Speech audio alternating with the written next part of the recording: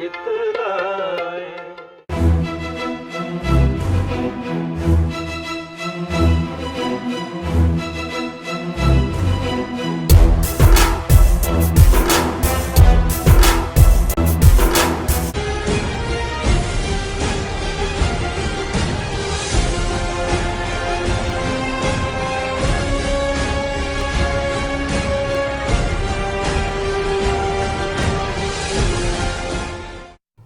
ਵਾਹਿਗੁਰੂ ਜੀ ਕਾ ਖਾਲਸਾ ਵਾਹਿਗੁਰੂ ਜੀ ਕੀ ਫਤਿਹ। ਮੈਂ ਤੁਹਾਡੀ ਹੋਸਟ ਨੀਲਮ ਕੌਰ ਤੇ ਮੈਂ ਟੀਵੀ 84 ਦੇ ਸਾਰੇ ਦਰਸ਼ਕਾਂ ਤੇ ਸਰੋਤਿਆਂ ਦਾ ਦਿਲੀ ਸਵਾਗਤ ਕਰਦੀ ਹਾਂ ਪ੍ਰੋਗਰਾਮ ਸੱਚੋ ਸੱਚ ਵਿੱਚ, ਜਿਹੜੇ ਇਸ ਪ੍ਰੋਗਰਾਮ ਨਾਲ ਦੇਸ਼ਾਂ ਵਿਦੇਸ਼ਾਂ ਤੋਂ ਜੁੜ ਚੁੱਕੇ ਨੇ। ਖਾਲਸਾ ਅਫੇਅਰ ਸੈਂਟਰ ਦੇ ਸੰਚਾਲਕ ਡਾਕਟਰ ਅਮਰਜੀਤ ਸਿੰਘ ਜੀ ਰੋਜ਼ਾਨਾ ਦੀ ਤਰ੍ਹਾਂ ਸਟੂਡੀਓ ਵਿੱਚ ਮੇਰੇ ਨਾਲ ਸ਼ਾਮਲ ਨੇ। ਆਓ ਨਾ ਮਿਲ ਕੇ ਅੱਜ ਦੇ ਅਹਿਮ ਇਸ਼ੂਜ਼ ਉੱਪਰ ਗੱਲਬਾਤ ਕਰਦੇ ਹਾਂ। ਜੀ ਡਾਕਟਰ ਸਾਹਿਬ ਵਾਹਿਗੁਰੂ ਜੀ ਕਾ ਖਾਲਸਾ ਵਾਹਿਗੁਰੂ ਜੀ ਕੀ ਫਤਿਹ। ਜੀ ਡਾਕਟਰ ਸਾਹਿਬ ਜੀਆਂ ਨੂੰ ਪ੍ਰੋਗਰਾਮ ਸੱਚੋ ਸੱਚ ਵਿੱਚ ਬਹੁਤ ਸ਼ੁਕਰੀਆ ਜੀ। ਡਾਕਟਰ ਸਾਹਿਬ ਅੱਜ 4 ਜੁਲਾਈ 2019 ਹਾੜ ਨਾਨਕ ਸ਼ਾਹੀ ਸੰਮਤ 551 ਦਾ ਦਿਨ ਹੈ ਤੇ ਡਾਕਟਰ ਸਾਹਿਬ ਪ੍ਰੋਗਰਾਮ ਸ਼ੁਰੂ ਕਰਨ ਤੋਂ ਪਹਿਲਾਂ ਅਸੀਂ ਆਪਣੇ ਦਰਸ਼ਕਾਂ ਤੇ ਸਰੋਤਿਆਂ ਨੂੰ ਹਮੇਸ਼ਾ ਤਰ੍ਹਾਂ ਦੱਸਦੇ ਵਿਊਅਰਸ, ਜੇ ਤੁਸੀਂ ਹੱਕ ਸੱਚ ਇਨਸਾਫ ਤੇ ਪੈਰਾ ਦਿੰਦਾ ਇੱਕੋ ਇੱਕ ਚੈਨਲ ਟੀਵੀ 84 ਨੂੰ ਦੇਖਣਾ ਚਾਹੁੰਦੇ ਹੋ ਤਾਂ ਤੁਸੀਂ ਦੇਖ ਸਕਦੇ ਹੋ ਸਪੈਕਟਰਮ ਕੇਬਲ, ਆਰਸੀਐਨ ਕੇਬਲ, ਵੈਲਫਾਈਬ cable in Canada, roku, Jadoo box, ਸ਼ਾਵਾ, ਫੇਸਬੁੱਕ ਟੀਵੀ 84 ਦੀ ਐਪ ਰਾਹੀਂ online streaming and IP box ਤੇ ਤੁਸੀਂ ਟੀਵੀ 84 ਨੂੰ ਦੇਖ ਸਕਦੇ ਹੋ। ਵਿਊਅਰਸ, ਜੇ ਤੁਸੀਂ ਟੀਵੀ 84 ਨਾਲ ਜਾਂ ਪ੍ਰੋਗਰਾਮ ਸੱਚੋ ਸੱਚ ਨਾਲ ਫੇਸਬੁੱਕ ਰਾਹੀਂ ਜੁੜੇ ਹੋ ਤਾਂ ਇਸ ਨੂੰ ਵੱਧ ਤੋਂ ਵੱਧ ਲਾਈਕ ਕਰੋ ਤੇ ਸ਼ੇਅਰ ਕਰੋ ਅਤੇ ਨਾਲ ਹੀ YouTube ਤੇ ਸਬਸਕ੍ਰਾਈਬ ਵੀ ਕਰੋ। ਇਹ ਵੀ ਦੱਸ ਦਈਏ ਕਿ ਜੇ ਤੁਸੀਂ ਟੀਵੀ 84 ਦੀ ਜਿਹੜੀ ਐਪ ਹੈ ਉਸ ਨੂੰ ਤੁਸੀਂ ਐਂਡਰੋਇਡ ਐਂਡ ਐਪ ਸਟੋਰ ਤੇ ਡਾਊਨਲੋਡ ਕਰਕੇ ਤੁਸੀਂ ਟੀਵੀ 84 ਦੀ ਜੋ ਲਾਈਵ ਸਟ੍ਰੀਮ ਹੈ ਉਸ ਨੂੰ ਤੁਸੀਂ 24 ਆਵਰਸ ਦੇਖ ਸਕਦੇ ਹੋ। ਸੋ ਵਿਊਅਰਸ, ਹੁਣ ਆਪਾਂ ਆਪਣੇ ਪ੍ਰੋਗਰਾਮ ਦੀ ਸ਼ੁਰੂਆਤ ਕਰਨ ਲੱਗੇ ਹਾਂ ਅੱਜ ਦੇ ਅਹਿਮ ਇਸ਼ੂ ਦੇ ਨਾਲ। ਪਰ ਉਸ ਤੋਂ ਪਹਿਲਾਂ ਅਸੀਂ ਸਭ ਨੂੰ ਜਿਸ ਤਰ੍ਹਾਂ ਕਿ ਅੱਜ ਅਮਰੀਕਾ ਦਾ ਜਨਮ ਦਿਨ ਹੈ, ਬਰਥਡੇ ਹੈ, ਸੋ ਅਸੀਂ ਸਭ ਨੂੰ ਹੈਪੀ 4th ਆਫ ਜੁਲਾਈ ਕਹਿੰਦੇ ਹਾਂ। ਦੇਖੋ, ਸਾਰਿਆਂ ਨੂੰ ਛੁੱਟੀ ਹੈ, ਸਾਰੇ ਆਪਣੇ ਫੈਮਲੀਜ਼ ਦੇ ਨਾਲ ਗੈਟ ਟੂ ਗੈਟ ਨੇ ਔਰ ਜਿਸ ਤਰ੍ਹਾਂ ਕਿ ਬਾਰਬੀਕਿਊ ਕਰ ਰਹੇ ਨੇ, ਬੀਚਸ ਤੇ ਜਾ ਰਹੇ ਨੇ। ਸੋ ਅਸੀਂ ਜੋ ਅੱਜ ਦੇ ਅਹਿਮ ਦਿਨ ਦੇ ਉੱਤੇ ਅਸੀਂ ਪ੍ਰੋਗਰਾਮ ਕਰਨ ਜਾ ਰਹੇ ਹਾਂ, ਅਸੀਂ ਤੁਹਾਡੀ ਕਚਹਿਰੀ ਵਿੱਚ ਹਾਜ਼ਰ ਹੋਏ ਹਾਂ ਅੱਜ ਦੇ ਜੋ ਅਹਿਮ ਇਸ਼ੂ ਲੈ ਕੇ। ਸੋ ਤੁਸੀਂ ਸਾਡੇ ਨਾਲ ਇਸੇ ਤਰ੍ਹਾਂ ਹੀ ਬਣੇ ਰਹਿਣਾ। ਥੈਂਕ ਯੂ ਸੋ ਮਚ ਜੀ। ਡਾਕਟਰ ਸਾਹਿਬ ਕੀ ਕਹਿਣਾ ਚਾਹੋਗੇ? ਦੇਖੋ, ਤੁਸੀਂ ਤਾਂ ਸ਼ੁਰੂਆਤ ਦੇ ਵਿੱਚ ਹੀ ਜਿਹੜਾ ਹੈ ਪਹਿਲਾ ਚੋਬ ਮਾਰੀ ਹੈ ਔਰ ਇਸ ਤੋਂ ਇਹ ਵੀ ਜ਼ਾਹਰ ਹੁੰਦਾ ਹੈ ਵੀ ਅਸੀਂ ਆਪਣੇ ਦਰਸ਼ਕਾਂ ਨੂੰ ਜਿਹੜੇ ਦੁਨੀਆ ਭਰ ਦੇ ਵਿੱਚ ਇੰਤਜ਼ਾਰ 'ਚ ਹੁੰਦੇ ਨੇ ਕਿ ਜਿਹੜੀਆਂ ਤਾਜ਼ਾ ਡਿਵੈਲਪਮੈਂਟਸ ਅਰਾਊਂਡ ਦਾ ਗਲੋਬ ਹੋ ਰਹੀਆਂ ਉਹਨਾਂ ਬਾਰੇ ਸੱਚੋ ਸੱਚ ਪ੍ਰੋਗਰਾਮ ਵਾਲਿਆਂ ਨੇ ਕੀ ਕਹਿਣਾ, ਅਸੀਂ ਉਹਨਾਂ ਨੂੰ ਨਿਰਾਸ਼ ਨਹੀਂ ਕਰਨਾ ਚਾਹੁੰਦੇ। ਔਰ ਇਸ ਕਾਰਨ ਕਰਕੇ ਇਸ America the declaration of independence ਡੇ ਵਾਲੇ ਦਿਨ ਵੀ ਤੁਹਾਨੂੰ ਜਿਹੜਾ ਅਸੀਂ ਛੁੱਟੀ ਨਹੀਂ ਕਰਨ ਦਿੱਤੀ। ਸੋ ਮੇਰਾ ਖਿਆਲ ਹੈ ਕਿ ਸਾਡੇ ਪ੍ਰੋਗਰਾਮ ਵੱਲੋਂ ਛੁੱਟੀ ਨਹੀਂ ਕਰਨ ਦਿੱਤੀ। ਇਸ ਗੱਲ ਨੂੰ ਦਰਸ਼ਕ ਵੀ ਐਪਰੀਸ਼ੀਏਟ ਕਰਦੇ ਨੇ ਕਿ ਅਸੀਂ ਜਦੋਂ ਫਿਰ ਉਹ ਪੰਜਾਬੀ ਚ ਕਹਿੰਦੇ ਨੇ ਵੀ ਆਈਏ ਭਾਵੇਂ ਆਈਏ ਨਾ, ਜਾਈਏ ਭਾਵੇਂ ਜਾਈਏ ਨਾ। ਸੋ ਹੁਣ ਅਗਲੇ ਆਉਣ ਵਾਲੇ ਦਿਨਾਂ 'ਚ ਨੈਕਸਟ ਵੀਕ 'ਚ ਕੁਝ ਨਿੱਜੀ ਕਾਰਜਾਂ ਕਰਕੇ ਮੇਰਾ ਜਿਹੜਾ ਉਹ ਇੱਥੋਂ ਗੈਪ ਹੋਏਗਾ। ਸੋ ਮੈਨੂੰ ਸੀ ਕਿ ਵੀ ਉਸ ਨੂੰ ਜ਼ਰੂਰ ਫਿਲ ਕਰ ਦਈਏ।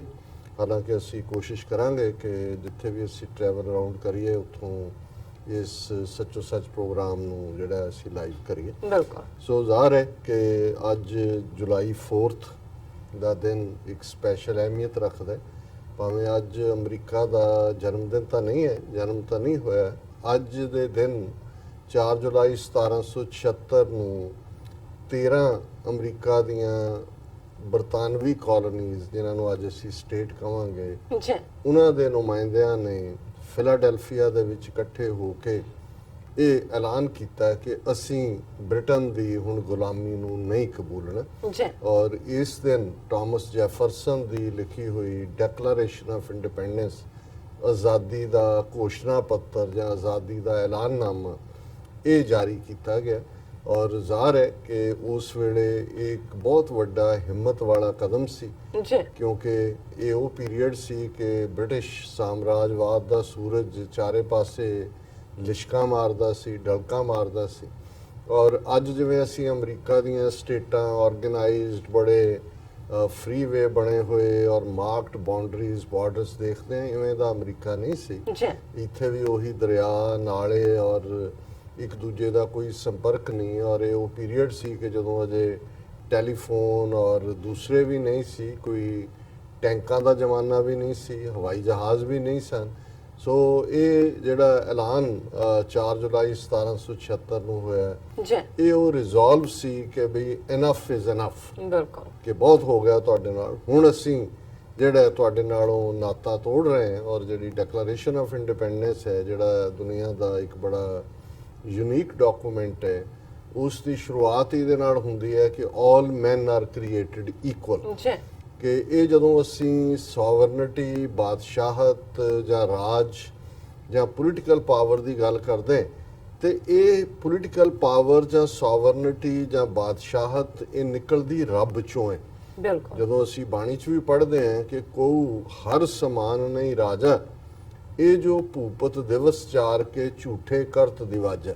ਜੀ ਇਹ ਜਿਹੜੇ ਦੁਨਿਆਵੀ ਬਾਦਸ਼ਾਹ ਨੇ, ਇਹ ਤਾਂ ਜੰਮਣ ਵਾਲੇ ਔਰ ਮਰਨ ਵਾਲੇ ਨੇ। ਬਿਲਕੁਲ ਔਰ ਜੇ ਕੋਈ ਰੀਅਲ ਬਾਦਸ਼ਾਹਤ ਹੈ, ਸੋਵਰਨਿਟੀ ਹੈ, ਤੇ ਉਹ ਰੱਬ ਦੀ ਹੈ। ਜੀ ਔਰ ਅਮਰੀਕਨ ਡੈਕਲੇਰੇਸ਼ਨ ਦਾ ਮੁੱਢਲਾ ਇਹ ਸੈਂਟੈਂਸ ਇਸ ਗੱਲ ਦੀ ਯਾਦ ਦਹਾਨੀ ਕਰਵਾਉਂਦਾ ਸੀ ਕਿ ਰੱਬ ਨੇ ਕਿਸੇ ਨੂੰ ਕੋਈ ਹੱਕ ਨਹੀਂ ਦਿੱਤਾ ਹੋਇਆ ਕਿ ਉਹ ਦੂਸਰੇ ਦੇ ਹੱਕ ਖੋਏ, ਕਿਉਂਕਿ ਰੱਬ ਨੇ ਸਭ ਨੂੰ ਬਰਾਬਰ ਪੈਦਾ ਕੀਤਾ ਹੈ। ਇਸ ਲਈ ਹਰ ਇੱਕ ਕੋਲ ਇਹ ਬਰਾਬਰੀ ਦਾ ਹੱਕ ਹੈ, ਬਰਾਬਰੀ ਤੇ ਆਧਾਰਿਤ, ਕਿ ਉਹ ਜੀਵਨ ਦੇ ਅੰਦਰ ਖੁਸ਼ੀਆਂ ਮਾਣੇ, ਆਪਣੇ ਰਾਜਸੀ, ਸਿਆਸੀ, ਸਮਾਜੀ, ਆਰਥਿਕ ਔਰ ਸਪਿਰਿਚੁਅਲ।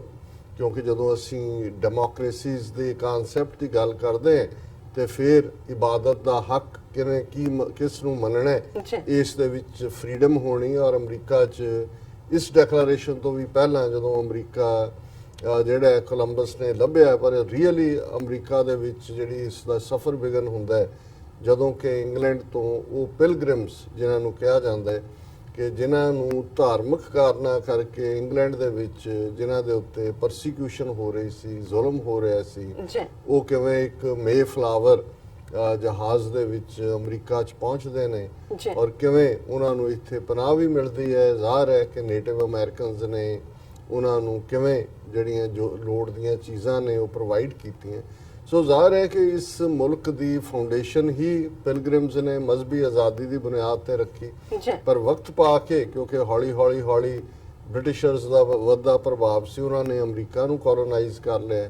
ਜਿਹੜਾ ਸਾਊਥ ਅਮਰੀਕਾ ਸੀ, ਉਸ ਨੂੰ ਸਪੇਨ ਔਰ ਪੁਰਤਗਾਲ ਦੇ ਵਿਚਾਲੇ ਜਿਹੜੀ ਆਪਸੀ ਜੰਗ ਛਿੜੀ ਹੋਈ ਸੀ ਕਿ ਕਿਹੜਾ ਉਹਨੇ ਕਬਜ਼ਾ ਕਰਨਾ ਹੈ, ਔਰ ਪੋਪ ਨੇ ਸਮਝੌਤਾ ਕਰਾ ਕੇ ਕਾਫੀ ਹਿੱਸਾ ਜਿਹੜਾ ਹੈ ਉਹ ਸਾਊਥ ਅਮਰੀਕਾ ਦਾ ਸਪੇਨ ਨੂੰ ਦਿੱਤਾ। ਇਹੀ ਕਾਰਨ ਹੈ ਜਦੋਂ ਅਸੀਂ ਸਪੈਨਿਸ਼ ਲੈਂਗੁਏਜ ਦੀ ਗੱਲ ਕਰਦੇ ਹਾਂ, ਉਹਨਾਂ ਨੇ ਸਪੇਨ ਯੂਰਪ ਦੇ ਵਿੱਚ ਹੈ, ਇੱਥੇ ਫਿਰ ਕਿਵੇਂ ਲੋਕਾਂ ਦੀ ਲੈਂਗੁਏਜ ਵੀ ਬਦਲੀ, ਉਹਨਾਂ ਦੀ ਨਸਲ ਵੀ ਬਦਲੀ, ਔਰ ਕਿਵੇਂ ਲੰਮਾ ਵਕਤ ਉਹਨਾਂ ਨੂੰ ਗੁਲਾਮ ਬਣਾ ਕੇ ਰੱਖਿਆ।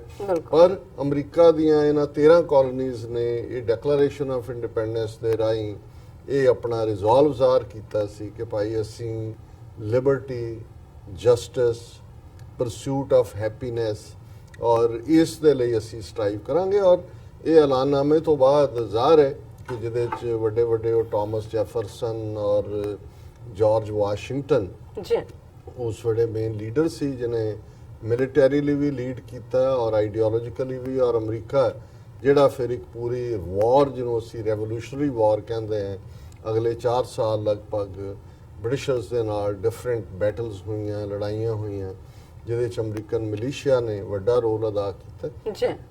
ਔਰ ਫਾਈਨਲੀ ਬ੍ਰਿਟਨ ਜਿਹੜਾ ਹੈ ਉਹ ਉਹਨਾਂ ਨੇ ਆਪਣੇ ਇੱਥੋਂ ਹੱਥ ਧੋ ਲਏ। ਔਰ ਇਹ 13 ਕਾਲੋਨੀਜ਼ ਚੋਂ ਫਿਰ ਵੱਧਦੇ ਅੱਜ ਜਦੋਂ ਅਸੀਂ ਅਮਰੀਕਾ ਦੀ ਗੱਲ ਕਰਦੇ ਹਾਂ, ਇਸ ਦੀਆਂ 50 ਸਟੇਟਾਂ ਨੇ। ਦੁਨੀਆ ਦੀ ਇਸ ਵੇਲੇ ਇੱਕੋ ਇੱਕ ਸੁਪਰ ਪਾਵਰ ਹੈ। ਔਰ ਉਸ ਲਿਬਰੇਸ਼ਨ ਤੋਂ ਬਾਅਦ ਲਗਭਗ 15 ਸਾਲ ਬਾਅਦ ਫਿਰ ਅਮਰੀਕਾ ਦਾ ਕਨਸਟੀਟਿਊਸ਼ਨ ਹੋਣ ਦੇ ਵਿੱਚ ਆਇਆ। ਪਰ ਇਹ ਅਮਰੀਕਾ ਵਾਸੀਆਂ ਨੇ ਫੈਸਲਾ ਕੀਤਾ ਕਿ ਕਦੋਂ ਕਨਸਟੀਟਿਊਸ਼ਨ ਬਣਿਆ ਜਾਂ ਕਦੋਂ, ਲੇਕਿਨ ਅਸੀਂ ਆਪਣਾ ਆਜ਼ਾਦੀ ਦਿਨ ਜਾਂ ਡੈਕਲੇਰੇਸ਼ਨ ਆਫ ਇੰਡੀਪੈਂਡੈਂਸ ਜਿੱਦਣ ਅਸੀਂ ਇਹ ਰਿਜ਼ੋਲਵ ਕਰ ਲਿਆ ਸੀ ਕਿ ਅਸੀਂ ਇਹਨਾਂ ਦੇ ਥੱਲੇ ਨਹੀਂ ਰਹਿਣਾ, ਕਿਉਂਕਿ ਉਹੀ ਸਾਡੀ ਆਜ਼ਾਦੀ ਦਾ ਦਿਨ ਸੀ। ਔਰ ਇਸ ਦਾ ਜੇ ਕੰਪੈਰੀਜ਼ਨ ਅਸੀਂ ਪਾਕਿਸਤਾਨ ਦੀ ਤਹਿਰੀਕ ਨਾਲ ਕਰਨਾ ਹੋਏ ਤਾਂ ਮੈਂ ਸਮਝਦਾ ਵੀ 23 ਮਾਰਚ 1940 ਦਾ ਉਹ ਦਿਨ, ਜਿਹੜੀ ਲਾਹੌਰ ਡੈਕਲੇਰੇਸ਼ਨ ਹੈ, ਉਹ ਇਹ ਰਿਜ਼ੋਲਵ ਸੀ ਕਿ ਅਸੀਂ ਹਿੰਦੂਆਂ ਦਾ, ਮੈਜੋਰਟੀ ਹਿੰਦੂਆਂ ਦਾ ਗਲਬਾ ਨਹੀਂ ਬਰਦਾਸ਼ਤ ਕਰਨਾ।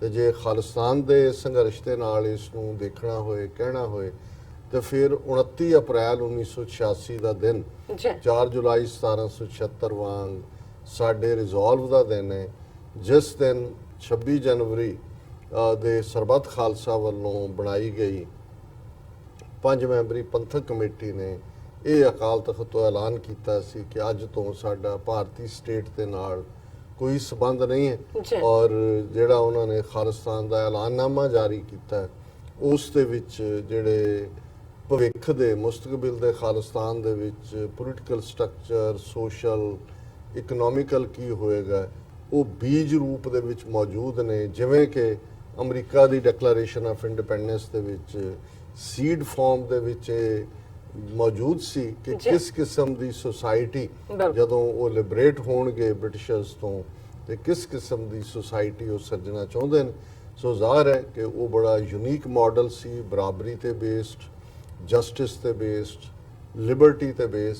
ਹਾਲਾਂਕਿ ਅਸੀਂ ਦੇਖਦੇ ਹਾਂ ਕਿ ਜੇ ਅਸੀਂ 1776 ਨੂੰ ਦੇਖੀਏ ਤਾਂ ਫਿਰ 1976 ਚ 200 ਸਾਲ ਪੂਰੇ ਹੁੰਦੇ ਨੇ, ਔਰ ਜੀ। ਆਲਮੋਸਟ ਜਿਹੜੇ ਨੇ ਇਸ ਦੇ ਵਿੱਚ ਤੁਸੀਂ 19 ਸਾਲ ਹੋਰ ਜੋੜ ਲਓ, ਔਰ ਇਹ ਜਿਹੜਾ 250 ਤੋਂ ਵੀ ਘੱਟ ਸਾਲ ਬਣਦੇ ਨੇ। ਲੇਕਿਨ ਇਹ ਅਮਰੀਕਾ ਨੇ ਸਾਬਤ ਕਰ ਦਿੱਤਾ ਹੈ ਉਹਨਾਂ ਦੇ ਇਸ ਐਕਸਪੈਰੀਮੈਂਟ ਨੇ ਕਿ ਪਾਵਰ ਆਈਡੀਆ 'ਚ ਹੁੰਦੀ ਹੈ, ਜੀ ਬੰਦੇ 'ਚ ਨਹੀਂ ਹੁੰਦੀ। ਇਹ ਠੀਕ ਹੈ ਕਿ ਅਮਰੀਕਨ ਉਸ ਵੇਲੇ ਲੱਕੀ ਸਨ ਕਿ ਇੱਕੇ ਵੇਲੇ Thomas Jefferson, Gary Adam, George Washington, ਇਸ ਕਲਾਸ ਦੇ ਬੰਦੇ ਜਿਹੜੇ ਨੇ ਉਹ ਮੌਜੂਦ ਸੀ। ਉਹਨਾਂ ਨੇ ਪਲਾਨ ਵੀ ਕੀਤਾ, ਔਰ ਜਿਹੜੀ ਰੈਵੋਲੂਸ਼ਨਰੀ ਵਾਰ ਸੀ ਸੌਖੀ ਨਹੀਂ ਸੀ।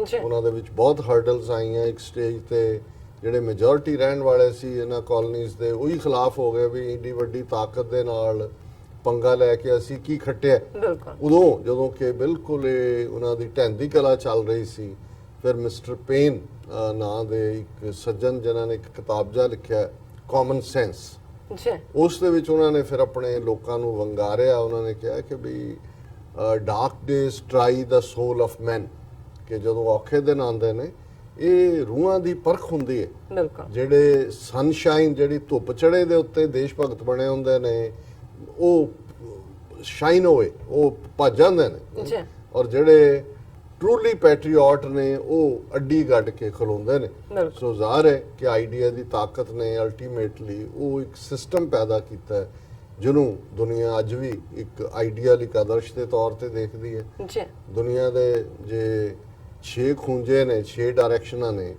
ਤੇ ਉਹਨਾਂ ਦੀ ਕਿਸੇ ਡਾਇਰੈਕਸ਼ਨ ਦੇ ਉੱਤੇ ਖਲੋ ਕੇ ਉੱਚੀ ਆਵਾਜ਼ ਕਹਿ ਦਿਓ ਕਿ ਵੀ ਅਮਰੀਕਾ ਦੇ ਲਈ ਗ੍ਰੀਨ ਕਾਰਡ ਮਿਲੇਗਾ, ਆ ਜਾਓ, ਸਾਰੀ ਦੁਨੀਆ ਜਿਹੜੀ ਹੈ ਉਹ ਅਮਰੀਕਾ ਪਹੁੰਚ ਜਾਏਗੀ, ਸਾਰੀ ਦੁਨੀਆ ਖਾਲੀ ਹੋ ਜਾਏਗੀ। ਬਿਲਕੁਲ ਸੋ ਇਹ ਗੱਲ ਸਭ, ਔਰ ਇਹ ਨਹੀਂ ਹੈ ਵੀ ਅਮਰੀਕਾ ਦੀ ਕੋਈ ਮਿੱਟੀ ਦੇ ਵਿੱਚ ਕੋਈ ਖਾਸ ਚੀਜ਼ ਸੀ, ਕਿਉਂਕਿ ਇਹ ਦੇਸ਼, ਇਹ ਗੱਲ ਤਾਂ ਇੱਥੇ ਵੀ ਆ ਕੇ ਇਸ ਮੁਲਕ ਨੂੰ 250 ਸਾਲ ਚ ਲਗਭਗ ਉਹਨਾਂ ਨੇ ਬਿਲਟ ਕੀਤਾ ਜਿਹੜੇ ਉਹਨਾਂ ਆਪਣੇ ਮੁਲਕਾਂ ਦੇ ਵਿੱਚ ਨਿਕੰਮੇ ਨੇ, ਜੀ ਬਿਲਕੁਲ ਕਿਉਂਕਿ ਉਹਨਾਂ ਦੇ ਕੋਲ ਸਿਸਟਮ ਨਹੀਂ ਹੈ, ਉਹਨਾਂ ਦੀ ਜਿਹੜੀ એનર્ਜੀ ਹੈ, ਉਹਨਾਂ ਦਾ ਇਹਦਾ ਟੈਲੈਂਟ ਹੈ, ਉਹਨਾਂ ਦੀ ਕਾਬਲੀਅਤ ਹੈ, ਉਹਨਾਂ ਦੀ ਮੈਰਿਟ ਦੀ ਰੈਕਗਨੀਸ਼ਨ ਨਹੀਂ ਹੈ। ਬਿਲਕੁਲ ਔਰ ਇੱਥੇ ਆ ਕੇ ਕਿਉਂਕਿ ਇਹਨਾਂ ਨੇ ਇੱਕ ਸਿਸਟਮ ਬਿਲਡ ਕੀਤਾ। ਸੋ ਇਸੇ ਤਰ੍ਹਾਂ ਜਦੋਂ ਅਸੀਂ ਖਾਲਿਸਤਾਨ ਦੀ ਗੱਲ ਵੀ ਕਰਦੇ ਹਾਂ ਤਾਂ ਮੇਰਾ ਹਮੇਸ਼ਾ ਇਹ ਕਹਿਣਾ ਹੁੰਦਾ ਹੈ ਕਿ ਵੀ ਇਹ ਨਹੀਂ ਹੈ ਕਿ ਵੀ ਅਸੀਂ ਕੋਈ 12-14 ਜ਼ਿਲ੍ਹਿਆਂ ਦਾ ਕੋਈ ਐਸਾ ਮੁਲਕ ਜਿਹਦਾ ਹੈਡ ਆਫ ਦਾ ਸਟੇਟ ਪੱਗ ਵਾਲਾ ਹੋਏ ਉਹ ਸਾਡਾ ਖਾਲਿਸਤਾਨ ਹੈ, ਜਾਂ ਸਿੱਖ ਧਰਮ ਉਹਦਾ ਪੋਲੀਟੀਕਲ ਧਰਮ ਹੋਏ। ਉਹ ਤਾਂ ਮਨਮੋਹਨ ਸਿੰਘ 10 ਸਾਲ ਪ੍ਰਾਈਮ ਮਿਨਿਸਟਰ ਹੈ। ਪੰਜਾਬ ਜਿਹੜਾ ਸੂਬਾ ਹੈ ਇਹਦਾ ਜਦੋਂ ਦਾ 66 ਦਾ ਬਣਿਆ, ਇੱਕ ਅੱਧੀ ਵਾਰੀ ਨੂੰ ਛੱਡ ਕੇ, ਉਹ ਵੀ ਉਸ ਤੋਂ ਪਹਿਲਾਂ ਕੈਰੋਂ ਦੇ, ਇਹਨਾਂ ਪਿਛਲੇ 50 ਸਾਲ ਚ ਪੱਗ ਵਾਲਾ ਹੀ ਚੀਫ ਮਿਨਿਸਟਰ ਹੁੰਦਾ। ਮਿਨਿਸਟਰਾਂ 'ਚ ਵੀ ਤੁਸੀਂ ਦੇਖੋ ਸਾਰੇ ਉਹ ਵੱਡੀਆਂ ਪੱਗਾਂ ਬੰਨ੍ਹ ਕੇ ਬੈਠੇ ਹੁੰਦੇ ਨੇ। ਬਿਲਕੁਲ ਲੇਕਿਨ ਅਸੀਂ ਕਿਉਂ ਸਟਰਗਲ ਕੀਤੀ ਜਾਂ ਕਿਉਂ ਸਟਰਗਲ ਕਰ ਰਹੇ ਹਾਂ? ਕਿਉਂਕਿ ਗੱਲ ਬੰਦਿਆਂ ਦੀ ਨਹੀਂ ਹੈ, ਗੱਲ ਸਿਸਟਮ ਦੀ ਹੈ ਕਿ ਜਦੋਂ ਤੱਕ ਸਿਸਟਮ ਜਿਹੜਾ ਹੈ ਉਹ ਸੱਚਾਈ ਤੇ ਨਹੀਂ ਆਧਾਰਿਤ, ਜਿਹੜੇ ਸਿਸਟਮ ਦੇ ਵਿੱਚ ਲੋਕਾਂ ਦੀਆਂ ਮੁੱਢਲੀਆਂ ਆਜ਼ਾਦੀਆਂ, ਪਰਸੂਟ ਆਫ ਹੈਪੀਨੈਸ, ਉਹਨਾਂ ਦਾ ਟੈਲੈਂਟ, ਉਹਨਾਂ ਦੀ ਮੈਰਿਟ, ਉਸ ਦੀ ਰੈਕਗਨੀਸ਼ਨ ਨਹੀਂ ਹੈ, ਤੇ ਉਦੋਂ ਤੱਕ ਕੋਈ ਸੁਸਾਇਟੀ ਵੀ ਜਿਹੜੀ ਹੈ ਪ੍ਰੋਗਰੈਸ ਨਹੀਂ ਕਰਦੀ। ਕੋਈ ਚੰਗਾ ਬੰਦਾ ਆ ਜਾਏ, 4 ਦਿਨ ਲੋਕ ਵਾਹ-ਵਾਹ ਕਰਨ ਲੱਗ ਜਾਂਦੇ ਨੇ, ਫਿਰ ਅਲਟੀਮੇਟਲੀ ਕਲੈਪਸ ਹੋ ਜਾਂਦਾ। ਸੋ ਅਸੀਂ ਸਮਝਦੇ ਹਾਂ ਕਿ ਅਮਰੀਕਾ 'ਚ 4 ਜੁਲਾਈ ਨੂੰ ਉਸੇ ਹੀ ਆਜ਼ਾਦੀ ਦਿਨ ਦੀ ਫਰਵਰ ਦੇ ਨਾਲ ਸੈਲੀਬ੍ਰੇਟ ਕੀਤਾ ਜਾਂਦਾ ਹੈ। ਆਤਿਸ਼ਬਾਜ਼ੀ, ਔਰ ਖਾਸ ਤੌਰ ਤੇ ਵਾਸ਼ਿੰਗਟਨ 'ਚ, ਨਿਊਯਾਰਕ 'ਚ ਵੀ, ਵੈਸੇ ਤਾਂ ਹਰ ਸ਼ਹਿਰ 'ਚ ਪੈਰੇਡਸ ਵੀ ਨੇ। ਔਰ ਸਿੱਖ ਕਿਉਂਕਿ ਲਗਭਗ 19ਵੀਂ ਸਦੀ ਦੇ ਅਖੀਰ 'ਚ ਅਮਰੀਕਾ 'ਚ ਆਏ, ਹੁਣ ਸਾਡਾ 125 ਸਾਲ ਲਗਭਗ ਹੋ ਗਿਆ। ਸੋ ਇੱਥੇ ਜਿੰਨੀਆਂ ਜਿਹੜੀਆਂ ਨੇ ਪੈਰੇਡਸ ਨਿਕਲਦੀਆਂ ਨੇ, ਮੈਂ ਅੱਜ ਵੀ ਦੇਖ ਰਿਹਾ ਸੀ ਬਹੁਤ ਸਾਰੀਆਂ ਪਿਕਚਰਸ, ਵਾਸ਼ਿੰਗਟਨ ਹੋਏ, ਕੈਲੀਫੋਰਨੀਆ ਹੈ, ਦੂਸਰਾ ਹੈ, ਸਿੱਖ ਪਾਰਟਿਸਿਪੇਟ ਕਰਦੇ ਨੇ ਬਹੁਤ ਸਾਰੀਆਂ ਥਾਵਾਂ ਤੇ।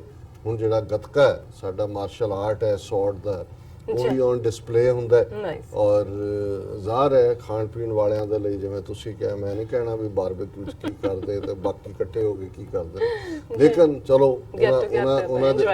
ਉਹਨਾਂ ਦੀ ਵੀ ਆਪਣੀ ਇੱਕ ਬਹਾਰ ਹੈ।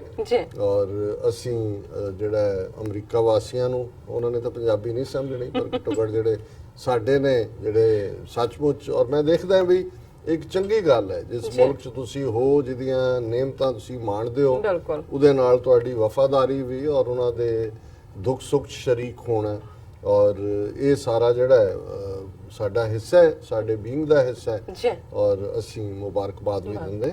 ਔਰ ਮੈਂ ਅੱਜ ਕਿਉਂਕਿ ਵੀਕਲੀ ਕਾਲਮ ਵੀ ਲਿਖਦਾ ਹੈ, ਡਿਫਰੈਂਟ ਜਿਹੜੀਆਂ 1 ਦਰਜਨ ਤੋਂ ਜ਼ਿਆਦਾ ਨਿਊਜ਼ਪੇਪਰ 'ਚ ਜਾਂਦਾ, ਤੇ ਮੈਂ ਜਦੋਂ ਸਵੇਰੇ ਹੀ ਖਬਰ ਦੇਖੀ ਕਿ ਪ੍ਰੈਜ਼ੀਡੈਂਟ ਟਰੰਪ ਨੇ ਪਾਕਿਸਤਾਨ ਦੇ ਪ੍ਰਾਈਮ ਮਿਨਿਸਟਰ ਇਮਰਾਨ ਖਾਨ ਹੋਰਾਂ ਨੂੰ ਜਿਹੜਾ ਉਹ ਇਨਵਾਈਟ ਦਿੱਤਾ ਹੈ, ਔਰ 22 ਜੁਲਾਈ ਨੂੰ ਉਹਨਾਂ ਦੇ ਨਾਲ ਮੀਟਿੰਗ ਹੋਣੀ ਹੈ। ਉਹਨਾਂ ਦਾ 20 ਤੋਂ ਸ਼ਾਇਦ 25 ਤੱਕ ਦਾ ਸਟੇ ਹੋਏਗਾ। ਸੋ ਅਸੀਂ ਕੱਲ ਦਾ ਸੈਗਮੈਂਟ ਜਿਹੜਾ ਇਸ ਮੁੱਦੇ ਤੇ ਕੀਤਾ ਕਿ ਕਿਵੇਂ ਸਿਆਸਤ ਦੇ ਵਿੱਚ ਕੋਈ ਪੱਕੇ ਦੋਸਤ ਤੇ ਦੁਸ਼ਮਣ ਨਹੀਂ ਹੁੰਦੇ, ਪੱਕੇ ਸਿਰਫ ਹਿੱਤ ਹੁੰਦੇ ਨੇ, ਇੰਟਰਸਟ ਹੁੰਦੇ ਨੇ, ਔਰ ਅਸੀਂ ਇੰਡੀਕੇਟ ਕੀਤਾ ਸੀ ਕਿ ਵੀ ਕਿਸ ਡਾਇਰੈਕਸ਼ਨ ਦੇ ਵਿੱਚ ਗੱਲ ਜਾ ਰਹੀ ਹੈ। ਸੋ ਅੱਜ 24 ਘੰਟੇ ਦੇ ਵਿੱਚ ਹੀ ਇਹ ਸਾਹਮਣੇ ਵੀ ਆ ਗਿਆ ਕਿ ਵੀ ਜਦੋਂ ਮੌਸਮ ਦੇ ਵਿੱਚ ਬਹਾਰ ਆਉਂਦੀ ਹੈ, ਔਰ ਮੈਂ ਆਪਣੇ ਵੀਕਲੀ ਕਾਲਮ 'ਚ ਇਹ ਕਿਹਾ ਕਿ ਅਮਰੀਕਾ ਪਾਕਿਸਤਾਨ ਸਬੰਧ ਖਿਜ਼ਾ 'ਚੋਂ ਨਿਕਲੇ, ਬਹਾਰ ਚਾਹੇ ਆਈ ਬਹਾਰ, ਔਰ ਜ਼ਾਹਰ ਹੈ ਕਿ ਬਹਾਰ ਥੋੜ੍ਹੀ ਚਿਰੀ ਵੀ ਹੁੰਦੀ ਹੈ, ਇਸ ਲਈ ਰਿਲੇਸ਼ਨਸ਼ਿਪ ਦੇ ਵਿੱਚ ਜਿਹਨੂੰ ਅਸੀਂ ਸਵੀਟ ਐਂਡ ਸਾਵਰ ਕਹਿੰਦੇ ਹਾਂ, ਮਿੱਠਾ ਤੇ ਖੱਟਾ, ਉਹਦਾ ਸਾਰਾ ਹੀ ਹਿੱਸਾ ਹੁੰਦਾ ਨੇ। ਲੇਕਿਨ ਜੇ ਤੁਸੀਂ ਇਸ ਸਾਰੇ ਪੀਰੀਅਡ ਦਾ ਸਫ਼ਰ ਦੇਖੋ, ਕਿੱਥੇ ਪਿਛਲੇ ਸਾਲ ਜਦੋਂ ਪ੍ਰੈਜ਼ੀਡੈਂਟ ਟਰੰਪ ਟਵੀਟ ਕਰਕੇ ਪਾਕਿਸਤਾਨ ਨੂੰ ਇਹ ਕਹਿੰਦਾ ਹੈ ਕਿ Pakistan Islamabad has given nothing to Washington but lies and deceit and providing safe haven to terrorists. ਕਿ ਸਾਨੂੰ ਪਾਕਿਸਤਾਨ ਨੇ ਕੀ ਦਿੱਤਾ ਹੈ? ਸਿਰਫ ਧੋਖਾ ਤੇ ਝੂਠ, ਔਰ ਦਹਿਸ਼ਤਗਰਦੀ ਨੂੰ ਉਹਨਾਂ ਨੇ ਜਿਹੜਾ ਹੈ ਉਹ ਪਨਾਹ ਦਿੱਤੀ ਦਹਿਸ਼ਤਗਰਦਾਂ ਨੂੰ। ਔਰ ਇਸੇ ਤਰ੍ਹਾਂ ਇਮਰਾਨ ਖਾਨ ਆਪਣੇ ਇਲੈਕਸ਼ਨ ਟੂਰ ਤੇ ਸਨ ਜਨਵਰੀ ਦੇ ਮਹੀਨੇ, ਤੇ ਉਹਨਾਂ ਨੂੰ ਪੁੱਛਿਆ ਗਿਆ ਕਿ ਜੇ ਤੁਸੀਂ ਬਣ ਗਏ ਪ੍ਰਾਈਮ ਮਿਨਿਸਟਰ ਤੇ ਕੀ ਤੁਸੀਂ ਮਿਲੋਗੇ ਟਰੰਪ ਨੂੰ? ਉਹਨਾਂ ਨੇ ਕਿਹਾ ਵੀ ਇਹ ਇਵੇਂ ਹੀ ਹੈ ਜਿਵੇਂ ਕੋਈ ਬਹੁਤ ਕੌੜੀ ਗੋਲੀ ਨਿਗਲਣੀ ਪਏ, ਪਰ ਮੈਂ ਮਿਲਾਂਗਾ, ਦੇਸ਼ ਦੇ ਹਿੱਤ ਨੂੰ ਮੁੱਖ ਰੱਖਦੇ ਹਾਂ। ਸੋ ਹੁਣ ਇਮਰਾਨ ਖਾਨ ਸਾਹਿਬ ਦੀ ਗੋਲੀ ਦੇ ਉੱਤੇ ਸ਼ੂਗਰ ਕੋਟਿੰਗ ਆ ਗਈ, ਸੋ ਉਹ ਹੁਣ ਜਿਹੜਾ ਉਹਨੂੰ ਸਵਾਲੋ ਵੀ ਕਰਨਗੇ, ਔਰ ਹੁਣ ਟਰੰਪ ਕਿਵੇਂ ਗ੍ਰੇਟ ਕਰੇਗਾ ਇਹ ਦੇਖਣ ਵਾਲੀ ਗੱਲ ਹੈ। ਲੇਕਿਨ ਮੈਂ ਸਮਝਦਾ ਵੀ ਸਾਡੇ ਲਈ, ਔਰ ਮੈਂ ਹਮੇਸ਼ਾ ਹੀ, ਕਿਉਂਕਿ ਅਸੀਂ ਜਦੋਂ ਇਹ ਸੱਚੋ ਸੱਚ ਪ੍ਰੋਗਰਾਮ ਦੀ ਸ਼ੁਰੂਆਤ, TV 84 ਦਾ ਜਨਮ ਤੇ ਸੱਚੋ ਸੱਚ ਦਾ ਜਨਮ ਇੱਕੋ ਵੇਲੇ ਹੀ ਹੋਇਆ, ਅਸੀਂ ਟਵਿਨ ਨੇ ਵੈਸੇ, ਤੇ ਉਦੋਂ ਅਸੀਂ ਇਹ ਕਿਹਾ ਸੀ ਕਿ ਵੀ ਸਾਡਾ ਜਿਹੜਾ ਮਕਸਦ ਅਲਟੀਮੇਟਲੀ ਸੱਚ ਤੇ ਪਹਿਰਾ ਦਿੰਦੇ ਆ, ਪਰ ਦੁਨੀਆ ਭਰ ਦੇ ਵਿੱਚ ਜੋ ਡਿਵੈਲਪਮੈਂਟਸ ਹੋ ਰਹੀਆਂ, ਜੋ ਚੱਲ ਰਿਹਾ, ਜੋ ਦੇਸ਼ ਕੋਈ ਸਮਝੌਤਾ ਕਰਦੇ ਨੇ, ਕੋਈ ਖਬਰ ਹੁੰਦੀ ਹੈ, ਕੋਈ ਵਾਕਿਆ ਹੁੰਦਾ ਹੈ, ਉਹ ਸਿੱਖਾਂ ਨੂੰ ਕਿਵੇਂ ਪ੍ਰਭਾਵਿਤ ਕਰੇਗਾ, ਅਸੀਂ ਇਸ ਦੇ ਨਾਲ ਆਪਣੀ ਵਫਾ ਪਾਲਾਂਗੇ। ਸੋ ਜ਼ਾਹਰ ਹੈ ਕਿ ਅਸੀਂ ਇਹਨਾਂ 6-7 ਵਰਿਆਂ ਦੇ ਵਿੱਚ ਇਸ ਵਫਾ ਨੂੰ ਵੀ ਪਾਲਣ ਦੀ ਕੋਸ਼ਿਸ਼ ਕੀਤੀ ਹੈ, ਔਰ ਜ਼ਾਹਰ ਹੈ ਕਿ ਕਿਉਂਕਿ ਪਾਕਿਸਤਾਨ ਦੇ ਵਿੱਚ ਸਿੱਖਾਂ ਦੇ ਲਈ ਬਹੁਤ ਗੁੱਡਵਿਲ, ਕਰਤਾਰਪੁਰ ਲਾਂਘੇ ਦਾ ਮੁੱਦਾ ਜਿਹੜਾ 28 ਨਵੰਬਰ ਨੂੰ ਜਿਹਦਾ ਸੰਗੇ ਬੁਨਿਆਦ ਰੱਖਿਆ ਗਿਆ ਇਮਰਾਨ ਖਾਨ ਸਾਹਿਬ ਵੱਲੋਂ, ਉਸ ਤੋਂ ਬਾਅਦ ਹੋਇਆ। ਸੋ ਸਾਡੇ ਟੌਪਿਕਸ ਦੇ ਵਿੱਚ ਕੋਈ ਨਾ ਕੋਈ ਟੌਪਿਕ ਜਿਹੜਾ ਤਿੰਨੋਂ ਹੀ ਚਾਰੋਂ ਸੈਗਮੈਂਟਸ ਦੇ ਵਿੱਚ 3 ਸੈਗਮੈਂਟਸ ਹੁੰਦਾ ਹੀ ਹੁੰਦਾ ਹੈ, ਔਰ ਇਹਦੇ 'ਚ ਵੀ ਕੋਈ ਸ਼ੱਕ ਨਹੀਂ ਹੈ ਕਿ ਪਾਕਿਸਤਾਨ ਦੇ ਇੱਕ ਵੈਲ ਵਿਸ਼ਰ ਦੇ ਨਾਤੇ, ਇੱਕ ਹਮਦਰਦ ਦੇ ਨਾਤੇ ਹਮੇਸ਼ਾ ਅਸੀਂ ਇਹ ਚਾਹਨਾ ਵੀ ਕਰਦੇ ਹਾਂ ਕਿ ਪਾਕਿਸਤਾਨ ਮਹਿਫੂਜ਼ ਹੋਏ ਹਰ ਪੱਖੋਂ। ਔਰ ਜਦੋਂ ਪਿਛਲੇ ਪੀਰੀਅਡ ਦੇ ਵਿੱਚ ਪਾਕਿਸਤਾਨ ਜੂਝ ਰਿਹਾ ਸੀ ਆਪਣੇ ਫਾਈਨੈਂਸ਼ੀਅਲ ਬੁਹਰਾਨ ਦੇ ਨਾਲ, ਉਸ ਤੋਂ ਪਹਿਲਾਂ ਜਿਵੇਂ ਇੰਡੀਅਨ ਇੰਟੈਲੀਜੈਂਸ ਏਜੰਸੀਆਂ ਦੀ ਇੰਟਰਫੀਰੈਂਸ ਨੇ ਬਲੋਚਿਸਤਾਨ ਦੇ ਵਿੱਚ ਉਹ ਜਿਹੇ ਹਾਲਾਤ ਹੀ ਬਣਾ ਦਿੱਤੇ ਸੀ ਜੋ ਜੇ ਕਦੇ ਇਹਨਾਂ ਨੇ ਮੁਕਤੀ ਵਾਹਿਨੀ ਬਣਾ ਕੇ ਬੰਗਲਾਦੇਸ਼ ਜਿਹਨੂੰ ਬਾਅਦ ਦੇ ਵਿੱਚ ਬਣਾਇਆ ਪੂਰਬੀ ਬੰਗਾਲ 'ਚ ਬਣਾਉਣ ਦੀ ਕੋਸ਼ਿਸ਼ ਕੀਤੀ ਸੀ। ਬਲੋਚ ਲਿਬਰੇਸ਼ਨ ਆਰਮੀ ਦਾ ਇੱਕ ਸਟੰਟ ਨੇਮ ਖੜਾ ਕਰਕੇ ਕਿਵੇਂ ਇਹਨਾਂ ਦੇ ਆਪਰੇਟਿਵ ਔਰ ਕੁਲਭੂਸ਼ਣ ਯਾਦਵ ਜਦੋਂ ਕਾਬੂ ਆਇਆ ਤੇ ਗੱਲ ਹੋਰ ਵੀ ਸਾਹਮਣੇ ਆਈ ਕਿ ਕਿੰਨਾ ਵੱਡਾ ਇਹਨਾਂ ਦਾ ਨੈਟਵਰਕ ਹੈ ਇਸ ਸਾਰੇ ਦੇ ਉੱਤੇ। ਔਰ ਇਹਦੇ 'ਚ ਵੀ ਕੋਈ ਸ਼ੱਕ ਨਹੀਂ ਹੈ ਕਿ ਇਮਰਾਨ ਖਾਨ ਉਹਨਾਂ ਨੇ ਇਹ ਸਾਰੇ ਪੀਰੀਅਡ ਦੇ ਵਿੱਚ ਸਟੇਟਸਮੈਨ ਲਾਈਕ ਬਿਹੇਵ ਕਰਦੇ ਆ, ਜਿਹੜਾ ਭਾਰਤ ਦੇ ਨਾਲ ਵੀ ਸਬੰਧਾਂ 'ਚ ਇੰਨੀ ਕਸ਼ੀਦਗੀ ਦੇ ਬਾਵਜੂਦ ਆਪਣਾ ਸਬਰ ਨਹੀਂ ਛੱਡਿਆ, ਪ੍ਰੋਵੋਕੇਸ਼ਨ 'ਚ ਨਹੀਂ ਆਏ। ਔਰ ਇਸ ਦੇ ਨਾਲ ਅਸੀਂ ਇਹ ਵੀ ਦੇਖਦੇ ਹਾਂ ਵੀ ਅਮਰੀਕਾ ਨੇ ਵੀ ਜਿਹੜੀ ਜੀਓ ਪੋਲੀਟੀਕਲ ਰਿਐਲਿਟੀ ਹੈ ਉਹ ਸਾਹਮਣੇ ਆਈ। ਅਜੇ ਅਮਰੀਕਾ ਨੇ ਪਾਕਿਸਤਾਨ ਦੇ ਗੋਡੇ ਲਵਾਉਣ ਲਈ ਜਿਵੇਂ ਵਰਲਡ ਬੈਂਕ ਜਾਂ ਖਾਸ ਤੌਰ ਤੇ IMF ਨੂੰ ਵਰਤਿਆ, ਔਰ ਕਿਵੇਂ IMF ਨੇ ਜਿਹੜਾ ਪਾਕਿਸਤਾਨ ਨੂੰ ਲੋਨ ਦੇ ਲਈ ਕੰਡੀਸ਼ਨਸ ਹਾਰਡ ਕਰਦੇ ਚਲੇ ਗਏ।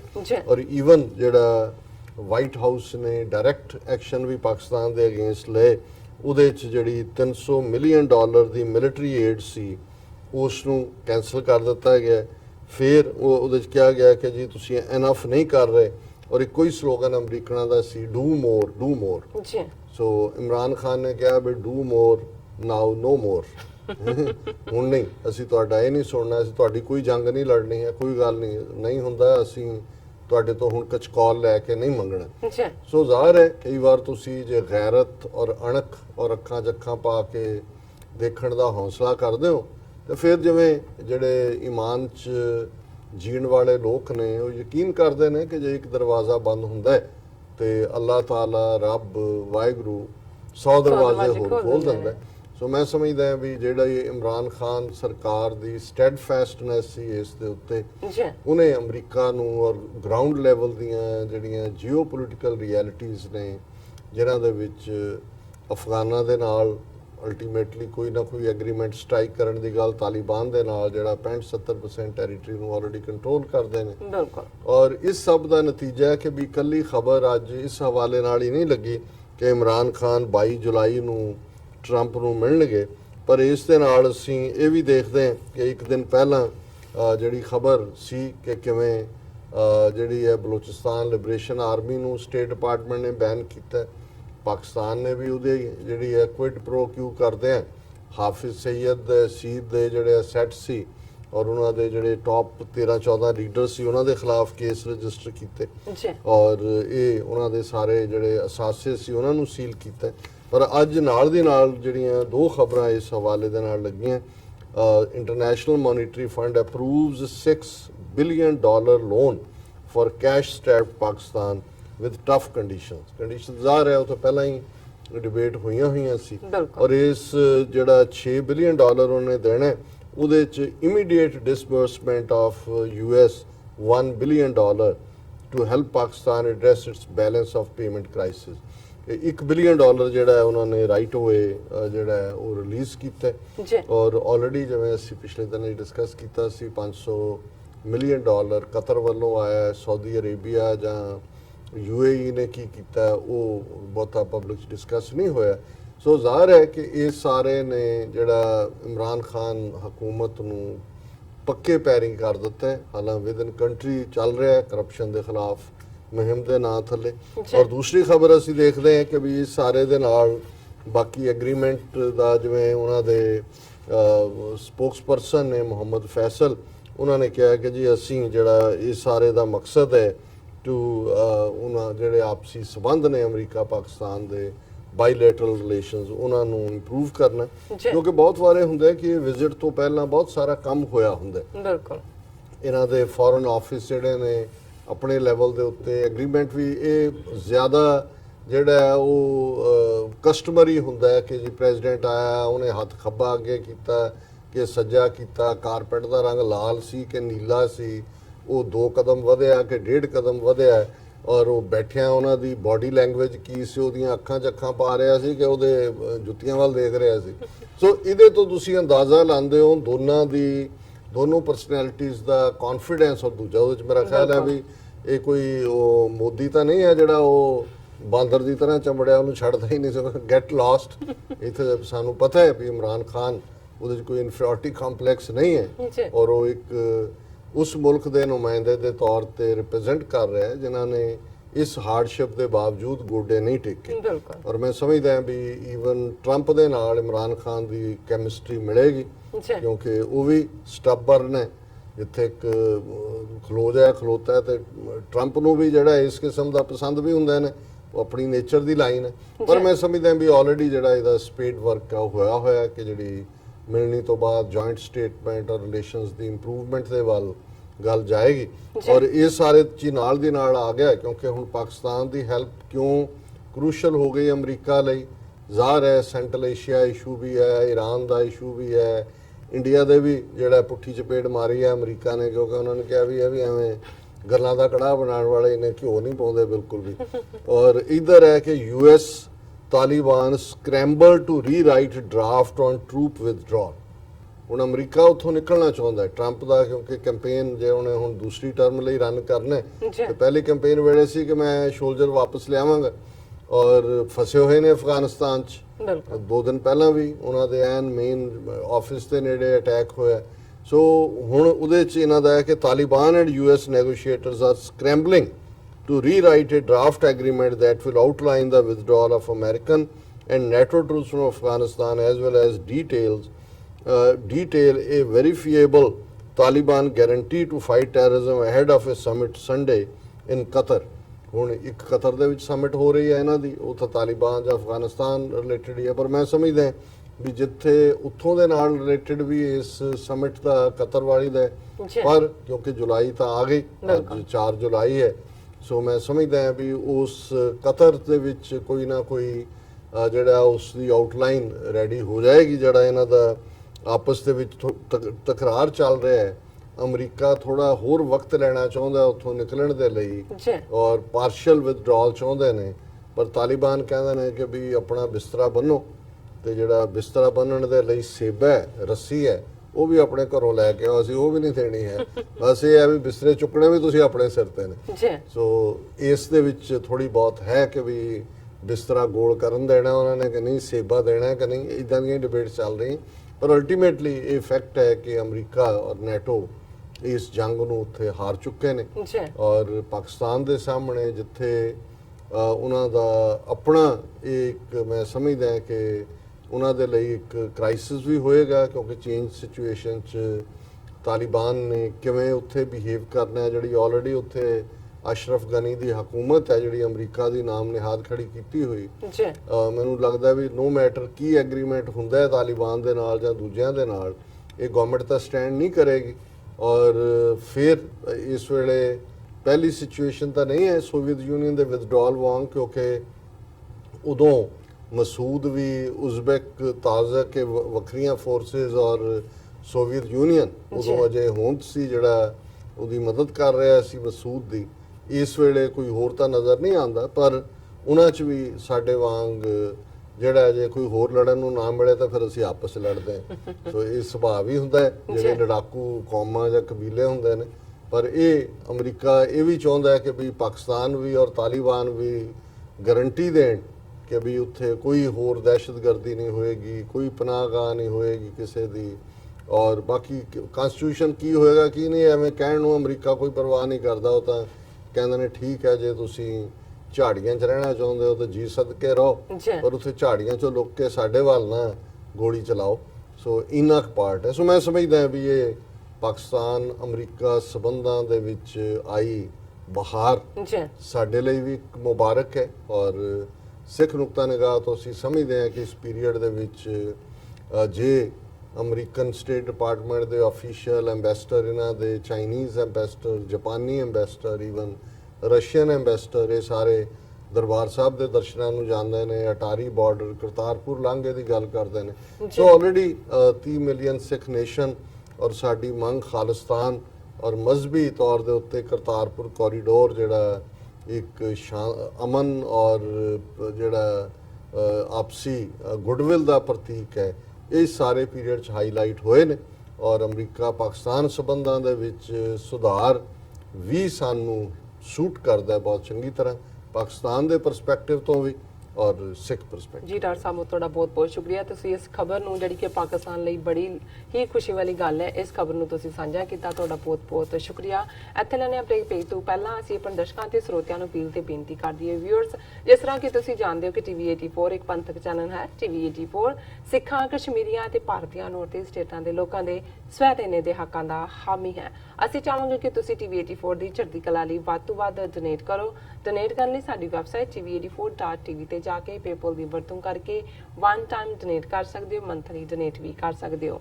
ਤੁਸੀਂ ਟੀਵੀ 84 ਦੇ ਨਾਮ ਤੇ ਚੈੱਕ ਬਣਾ ਕੇ ਸਾਨੂੰ ਮੇਲ ਵੀ ਕਰ ਸਕਦੇ ਹੋ ਸਾਡੇ ਇਸ ਪਤੇ ਤੇ 36-01 37 Long Island City, New York 11101 USA, ਜਾਂ ਫਿਰ ਤੁਸੀਂ ਸਾਨੂੰ ਫੋਨ ਰਾਹੀਂ ਵੀ ਸੰਪਰਕ ਕਰ ਸਕਦੇ ਸਾਡੇ ਫੋਨ ਨੰਬਰ ਤੇ 5164060694। Thank you so much viewers, ਵਿਚਾਰਾਂ ਦਾ ਸਿਲਸਿਲਾ ਇਸ ਤਰ੍ਹਾਂ ਚੱਲਦਾ ਰਹੇਗਾ। ਮਿਲਦੇ ਹਾਂ ਛੋਟੇ ਜਿਹੇ ਬ੍ਰੇਕ ਤੋਂ ਬਾਅਦ।